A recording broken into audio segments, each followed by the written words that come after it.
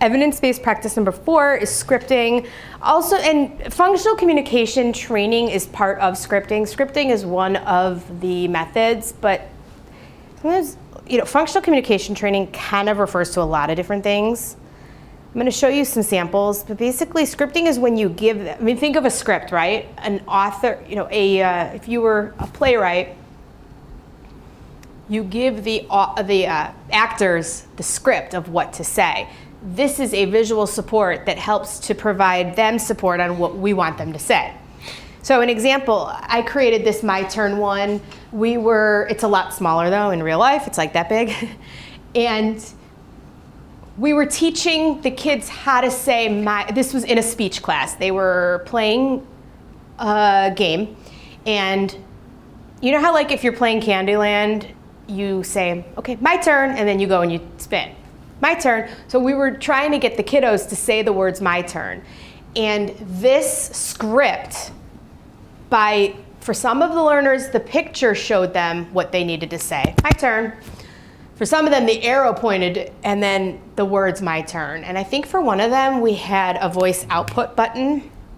We took this and placed it on a voice output button because they didn't have vocal language, and this way they could use the words my turn. So this kind of gave them their words and helped evoke more language. This one here is a picture of a device on an iPad to help evoke more expressive language. I want apple juice. And the learner would select what they want. In this case, the learner selected that they wanted apple juice, and then the talker, like Prolo Quo to Go, for an example, might say, I want apple juice. And sometimes if it's scripting, the learner might just see this and it's going to evoke their own language that they already have. And I've seen that. The next picture, in a couple slides, I'll show you that one. You might want to use it for increasing desired behaviors. I had a learner that had originally used picture exchange communication and was able to say, like, I want iPad, I want apple juice, and maybe they were giving us the picture as a means of requesting. Well, then they moved up in phases and they were then creating sentences. So then they would take the picture of the apple juice, let's just say, and put it on here and then hand us the card. Or then see it and go, I want apple juice, and then say, I want apple juice. Or sometimes just seeing the card itself is going to evoke more language. They don't even need to have an exchange. They can just see that, it's going to prompt them to speak.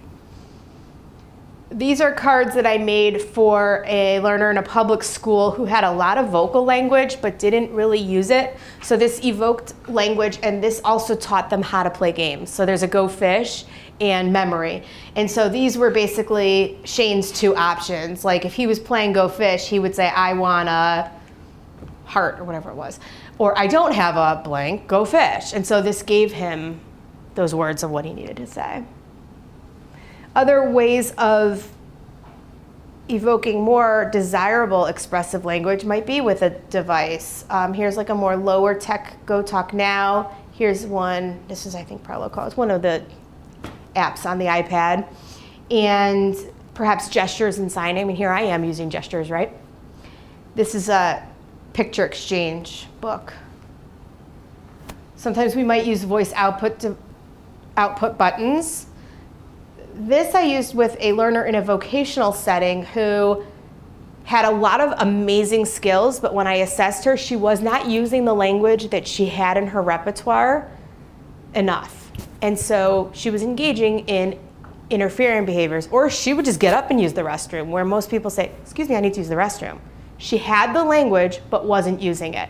So when we presented to her a choice board, she didn't need to, like, this is Velcro here, she didn't need to like take it and hand it to them. She just needed to see those words on a page, and I have data, I mean, beautiful graphs that show how much more expressive language she had when she had these choices presented in front of her. And I'm not telling her what to pick. This is totally all on her, and that's awesome. But this gave her that support to evoke more language. And so her expressive language went up and the interfering behaviors went down. So we were now, and this is based on the FBA, it was all function specific, but we were now reinforcing the desired behaviors. It's beautiful. So simple too, you know? We might want to teach making choices. Here's like, you know, if you're at art and you finish your art class early, maybe there's 5 minutes of time for kids to just have their own choice and figure it out. But if a kiddo has a difficult time maybe making that choice, this provides them the support in a concrete way so that they know, here's what the choices are. And then they'll say, okay, I'm gonna choose to use markers, please.